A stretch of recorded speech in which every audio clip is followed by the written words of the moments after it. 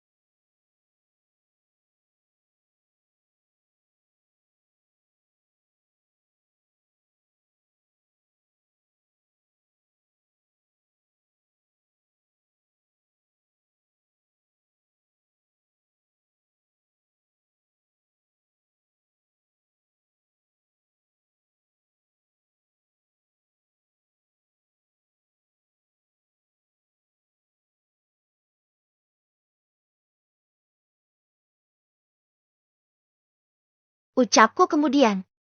Aku meraih pisau yang masih menempel di leherku dan menutup mata pisaunya dengan telapak tangan. Aku menoleh padanya dengan tatapan penuh kebencian. Aku yakin dia dapat melihatnya walaupun dalam kegelapan. Cahaya bulan dapat memberikan penerangan. Udah gue bilang lepasin gue. Anine negrem. Ucapku lagi dengan bahasa yang sangat kasar. Emosiku tidak terbendung lagi. Dia terlihat terkejut dengan perubahan dalam diriku. Ekspresi wajahnya menunjukkan bahwa dia sedikit takut. Tanpa basa-basi, tangan kananku meraih pergelangan tangannya dan memuntirnya ke belakang. Argogi. Terangnya. Tangannya aku tekan sekuat mungkin agar dia merasakan kesakitan. Jangan macam-macam sama gue.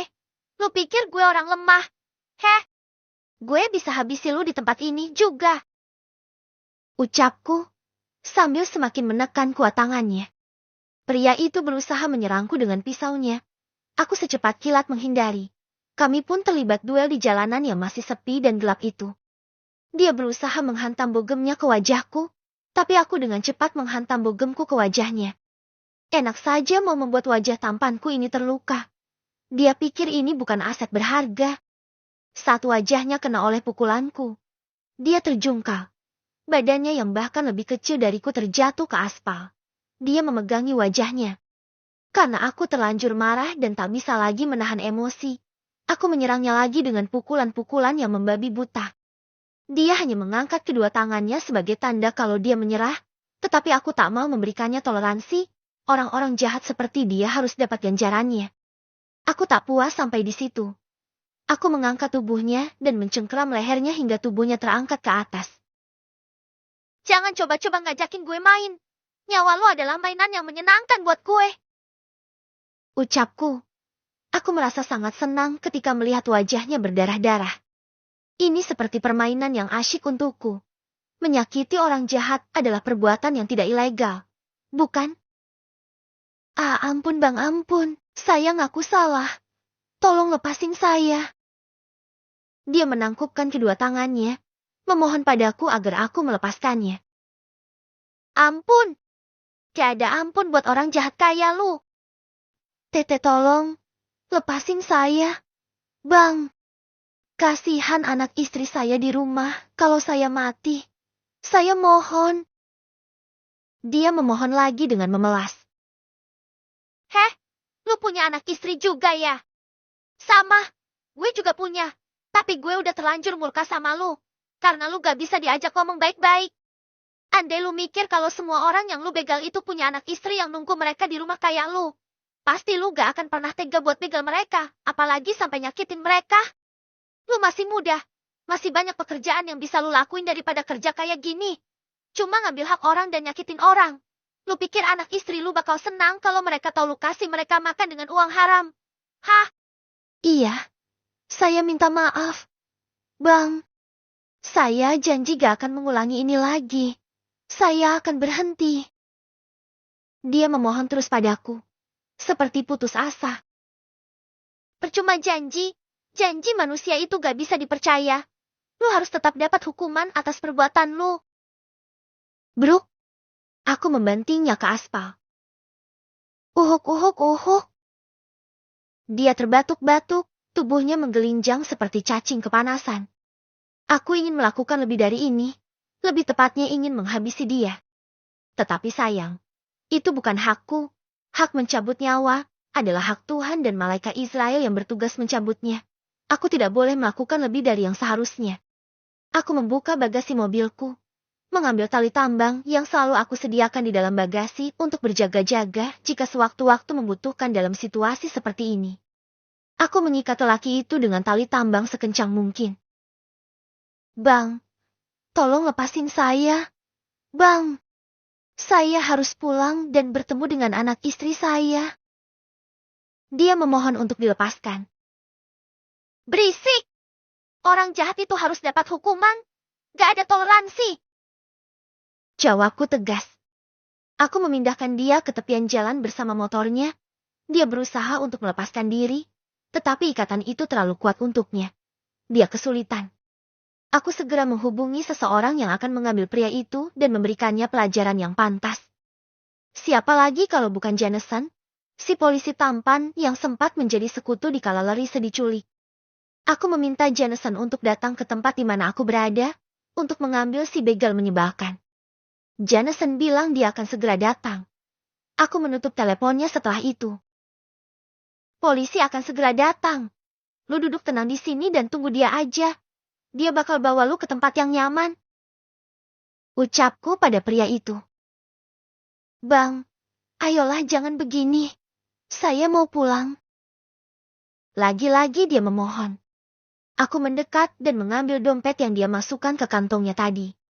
Aku berdiri di depannya yang terduduk di semak di pinggir jalan dengan kaki tangan terikat. Bang, saya mohon sekali, tolong lepaskan saya. Dia terlihat putus asa dan hampir menangis. Aku iba. Tidak. Sama sekali tidak iba pada orang jahat seperti dia. Aku malah ingin menghabisi dia jika bisa. Plak. Aku memukulkan dompetku ke kepalanya. Jangan harap bisa dibiarin lolos. Lu aja waktu orang minta dilepasin sambil melas-melas lu gak peduli. Lu sekarang bisa rasain apa yang mereka rasain? Setiap perbuatan itu ada akibatnya dan lu sekarang harus rasain itu sendiri. Biar lu paham gimana rasanya berada di ujung tanduk antara hidup dan mati.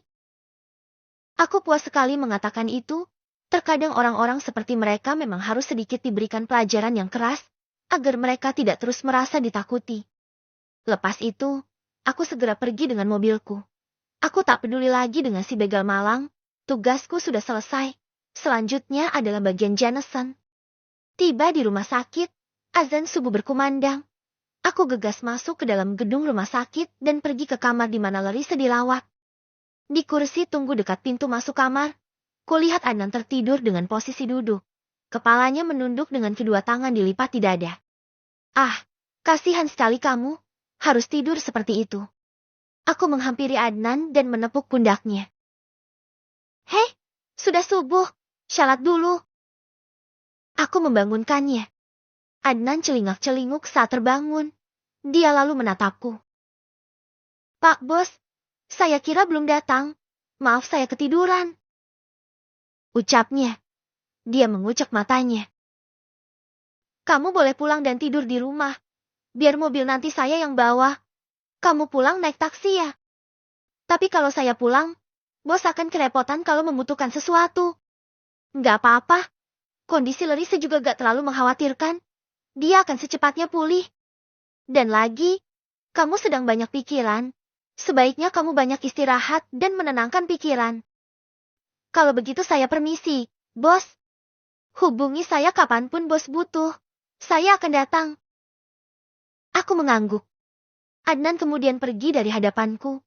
Dia harus pulang dan menenangkan dirinya. Jangan sampai dia stres gara-gara banyak masalah. Aku masuk ke kamar Larissa. Dia masih terlelap. Langsung saja aku masuk ke kamar mandi. Telapak tanganku sedikit tergores oleh mata pisau si begal tadi. Sedikit mengeluarkan darah. Tapi cepat mencuci darahnya dengan air dan membalutnya dengan perban. Setelah itu aku berwudu dan syalat. Karena Larissa masih terlelap, aku duduk di samping ranjangnya. Mataku juga mengantuk. Aku meletakkan kepalaku di kedua tangan yang kujadikan bantalan. Perlahan aku menutup mata. Rasa kantuk tidak bisa ku cegah lagi. Setiap